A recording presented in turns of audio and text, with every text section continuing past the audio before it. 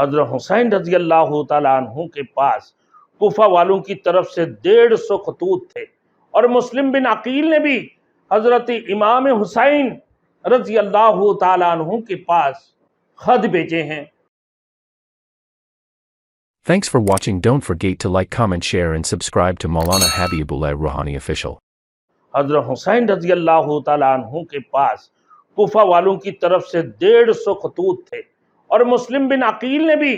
حضرت امام حسین رضی اللہ تعالیٰ عنہ کے پاس خط بھیجے ہیں۔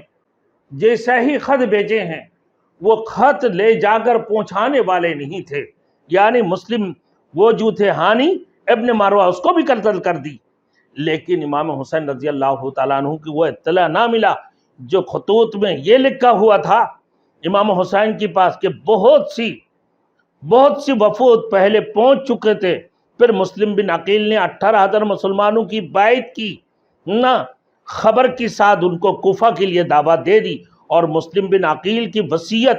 اور حضرت حسین کو یہاں کے لیے روانہ نہ ہونا، اور ان کی وصیت تھے نہ میرے ذمہ کوفہ کی فلاں آدمی کا قرض ہے، اس کو آپ دے دینا، اور کوفہ کے لیے روانہ نہ ہونا، کسی آدمی کو بیچ کر راستہ میں واپس کر دینا، یہ کہہ دیا۔ لیکن وہ خطوط امام حسین رضی اللہ تعالیٰ عنہ تک نہیں پہنچا۔ ادھر سے عمر ابن عبد الرحمن کی مشورہ ہے، حضرت عبداللہ ابن عباس کا مشورہ، حضرت عمر بن عبد الرحمن رضی اللہ تعالیٰ عنہ نے مشورہ دیا کہ آپ اس وقت کوفہ کے لیے روانہ نہ ہونا، اب مکہ میں ہی رہیں، یہی آپ کے لیے بہتری ہے، کسی صورت اب آگے مکے سے آگے پیش نہ ہونا، کوفہ کے لیے روانہ نہ ہونا۔ اسی طریقے سے عبداللہ ابن عباس کا بھی یہی مشورہ تھا کہ آپ کوفہ کے لیے روانہ نہ ہونا، کیونکہ مسلم بن عقیل کو بھی شہید کر دیا اور ہانی ابن عروہ کو بھی شہید کر دیا گیا، بلکہ ہانی ابن عروہ کو یہ کہا کہ اس کو چھت کے اوپر چڑھاؤ نا۔ اس قسم کی صورتحال میں حضرت مسلم بن عقیل کو، میرے دوستو، مسلم بن عقیل کو چھت کے اوپر سے نیچے پھینک دی، اور ہانی ابن مروہ کو ٹکڑے ٹکڑے کر دی، چھت کے اوپر سے ان کا ٹکڑا ٹکڑا ہو گیا۔ اب پھر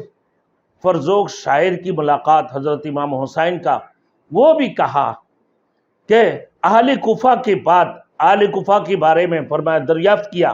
تو جواب دیا نا فرزوق شاعر نے کہ ان کی دل و قلوب تو آپ کے ساتھ ہے، مگر ان کی تلوار بنو امیہ کے ساتھ ہے، آپ کے ساتھ نہیں ہے، کیونکہ امیر معاویہ رضی اللہ تعالیٰ عنہ بنی امیہ سے اور یزید بھی بنی امیہ سے ہیں، تو لہٰذا ان کی دل اور قلوب آپ کے ساتھ ہے، مگر تلوار بنو امیہ کے ساتھ ہے۔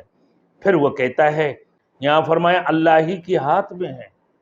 اللہ ہی کے ہاتھ میں ہے تمام کام، وہ جو چاہتا ہے کرتا ہے، اور ہمارا رب ہر روز اپنی نئے شان میں ہوتی ہے، ہمارا رب ہر روز اپنے نئے شان میں ہوتی ہیں۔ اگر تقدیر الہی ہمارے مراد کے مطابق ہوتی تو ہم اللہ تعالیٰ کا شکر کریں گے، اور شکر کرنے میں بھی اس کی اعانت طلب کرتے ہیں کہ ادائے شکر کی توفیق دے، اور اگر تقدیر الہی ہمارے مراد میں حائل ہو گئی تو وہ شخص خطا پر نہیں ہے جس کی نیت میں حق کی حمایت ہو اور جس کی دل میں خوف